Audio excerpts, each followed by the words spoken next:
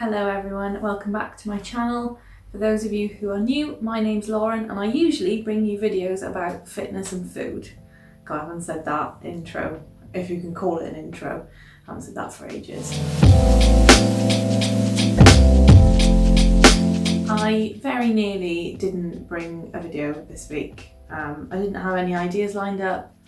I've had quite a busy week, I really wasn't feeling it, and the thought did cross my mind to just not bother with a video this week at all. I've been putting videos up on YouTube now since the start of June, so 4.5, can I count? June, July, August, September, October. No, 5.5 months, and I've not missed a single week since. But this week I just really wasn't, and I'm kind of still not feeling it. I usually film my videos throughout the week and then edit them Friday and Saturday. I'm going to be out all day tomorrow, and I'm going to stop making excuses, because clearly I am making a video, because otherwise you wouldn't be watching this. But I just wasn't in the mood, so to speak. And I think one of the things, I need a cup of tea to go and do this, so let's get a cup of tea and then I'll come back.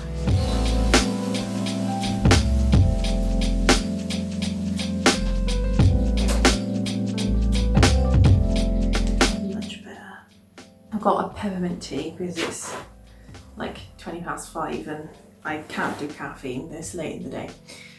So yeah, I think I was saying that one of the reasons I feel like I've been struggling this week to get motivated to film for this YouTube channel is a kind of a bit of a lack of ideas, but I'm sure I could have come up with something. But also, I've had a really tough week hitting my deficit calories this week, which I've been trying to do, and I think I mentioned it in my last video as well. I really struggled the last couple of weeks to eat in a deficit that I would have found easy a few weeks ago, or 8 weeks ago or something, which is really odd considering that I objectively am slimmer and I haven't really put any weight on. I look like I've lost body fat. It's all very weird. And one of the things it's made me realise as well is that it's quite easy to slip into some perhaps disordered eating patterns, and you can do that quite quickly. There's going to be a lot of ums in this video that I'm going to have to cut out, but because I haven't scripted any of this, I'm literally just spouting nonsense. But yeah, I've definitely been having some weird thought patterns of feeling guilty or feeling annoyed at myself for eating, and yet I'm probably, I can't be in a surplus because I'm not putting weight on, but it's just, yeah, I'm feeling very out of control with it, and I think that is starting to make me feel a little bit anxious.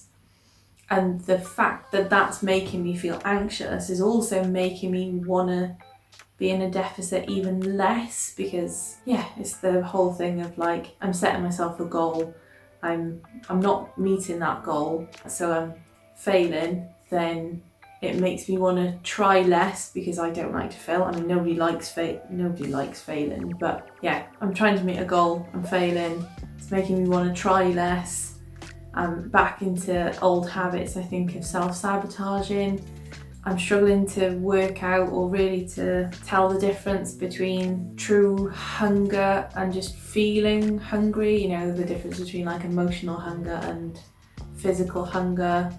And I really got into a good place with that. And I kind of, in some ways, I feel a little bit like I've gone back to square one. And I'm sure I haven't. And I'm trying to be gentle and patient with myself. I hate the phrase to be gentle with yourself, but I'm trying to just not be a complete and utter knob to myself, and give myself the same respect I would give to somebody else if we were having this conversation, or if you were telling me that this is what you were going through. So I'm just trying to be almost objective and try and remove the emotion out of it, but it's very difficult when it's you and your own body. One of the reasons I wanted to come on and talk to you, and I thought this would be a good idea, is you very often don't see the hard bits of people's weight loss journeys. You see the easy bits, and before and afters are very glamorous, but you don't always see the the difficult bits in the middle. And everyone will tell you that, you know, weight loss is never linear, and especially for people with menstrual cycles,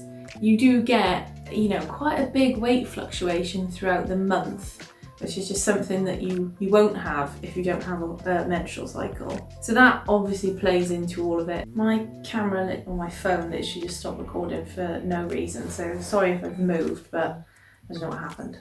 I can't remember where it was. I was talking about weight fluctuations. Yeah, it's one of the reasons I stopped weighing myself every day, because it was just getting counterproductive, and I was just getting hyper focused on seeing the scale go down, and that is not the only measure of losing body fat, as I kind of described in my Garmin video. Anyway, I'm going to get to the point of this video, which is if you're also going through a weight loss journey, or any kind of transformation, to be honest, where you're in control of the result to a certain extent.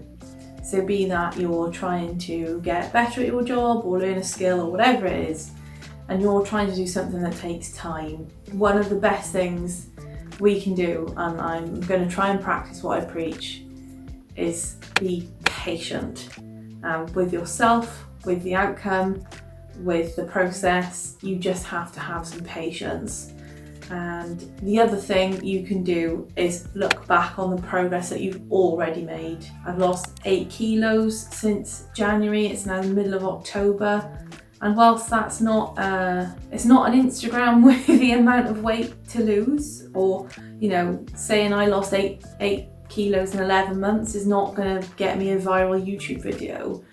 But actually, and it's one of the things that Coach Greg says, if you lose 8 kilos this year and 8 kilos next year, 2 years time you're 16 kilos down. So that's what you've got to remember is, you know, if like me, you're on a long-term health journey, you're not going to get there overnight. I'm not going to get there overnight. It's not healthy to get there overnight. It's also just not necessary. So I'm not really sure how I'm going to proceed for the next few months.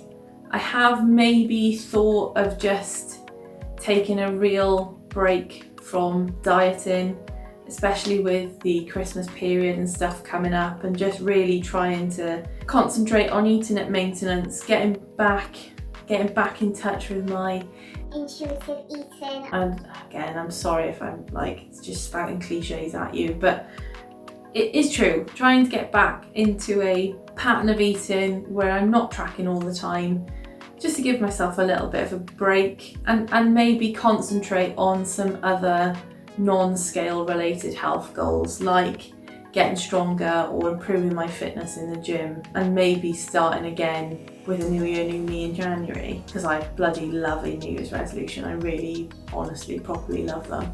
So I don't know, let me know what you think. What would you do in my situation?